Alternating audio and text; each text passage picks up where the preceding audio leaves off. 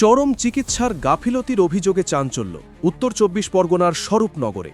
সদ্যজাত এক কন্যা শিশুকে মৃত বলে পরিবারের হাতে তুলে দেওয়ার কয়েক ঘণ্টা পরই সেই শিশু নড়ে চড়ে ওঠে। এমনই অভিযোগ উঠেছে একটি বেসরকারি নার্সিংহোমের বিরুদ্ধে।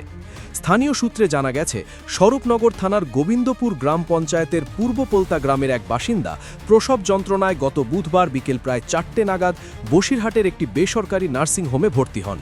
সেখানেই তিনি এক কন্যা সন্তানের জন্ম দেন।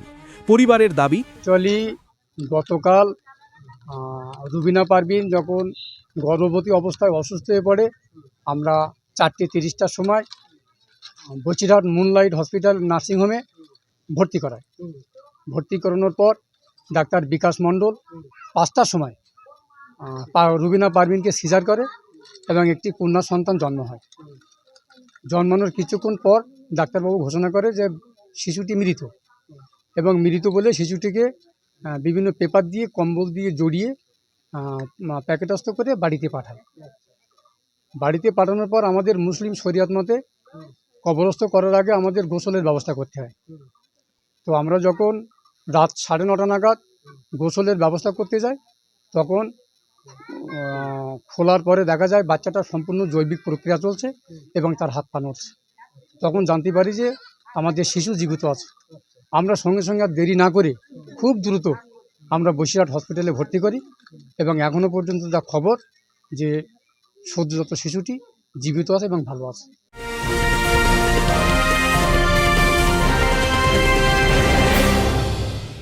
উত্তর ২৪ পরগনা ও তার আশপাশের এলাকার মানুষের সেবায় ক্যাথ ল্যাবের মতো অত্যাধুনিক সুবিধা নিয়ে পরিষেবায় ব্রতী সারদা মাল্টি স্পেশালিটি হাসপাতাল।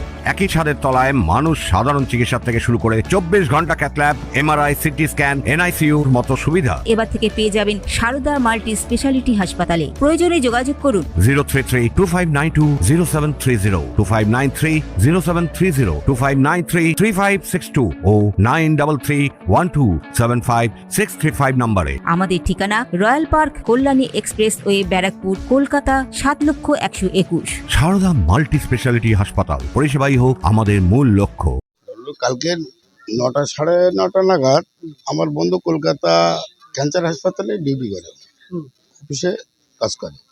আমাকে ফোন করে বলে, হাফিজুল ভাই, আমার ওই ভাইয়ের ওই ভাইয়ের নাম যে ইয়ারাপের একটা বাচ্চা হয়েছে নার্সিংহোমে, মুলমুল নাইটে বদতলায়। সেই বাচ্চাটা ওরা মৃত বলে ঘোষণা করে। সেই বাচ্চাটা বাড়ি নিয়ে এসছে এবং প্যাকিং করে বাড়ি পাঠিয়েছে। পাঠানোর পরে বাড়ি এসে দেখে, খুলে দেখে সে বাচ্চাটা জীবিত নড়ছে। সঙ্গে সঙ্গে আমি বললাম যে একদম দেরি করিস না, সঙ্গে সঙ্গে ওরা একটা মারুতি ভাড়া করে নিয়ে ওই বন্ধুর বউ আর ওই মানে ওর নমা নিয়ে চলে যায় বদতলা হাসপাতালে। তারপরে আমি বললাম, কোনো রকম ওই নার্সিংহোমের জন্য ভর্তি না করে, তাহলে কিন্তু বাচ্চারা মেরে দেবে, তোমরা হাসপাতালে নিয়ে চলে যাও। সঙ্গে সঙ্গে ওরা হাসপাতালে নিয়ে চলে গেল। ওখান থেকে আমার রিপোর্ট দিচ্ছে বাচ্চা ভালো আছে। এখন বিশেষ করে ডাক্তারবাবুরা চাইছে যে কোথায় ভর্তি ছিল তার ভর্তির একটা কাগজ লাগবে।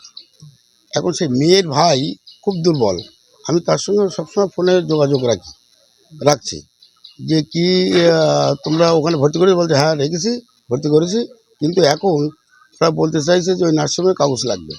আমরা তুমি যাও, যদি কোনো কথা না শোনে তাহলে আমি অন্য ব্যবস্থা নিচ্ছি, আমি থানা প্রশাসন দিয়ে আমি ওখানে ওই কাগজ নেব। এই মুহূর্তে আপনারা কি চাইছেন? আমরা চাইছি যে শাস্তি, এবং ডাক্তারের শাস্তি, এবং ওই নার্সিংহোমের কর্তৃপক্ষর যেটা করণীয় সেটা অবশ্যই করব। বর্তমানে সিসিইউতে চিকিৎসাধীন রয়েছে নবজাতকটি এবং তার শারীরিক অবস্থা স্থিতিশীল বলে জানা যাচ্ছে।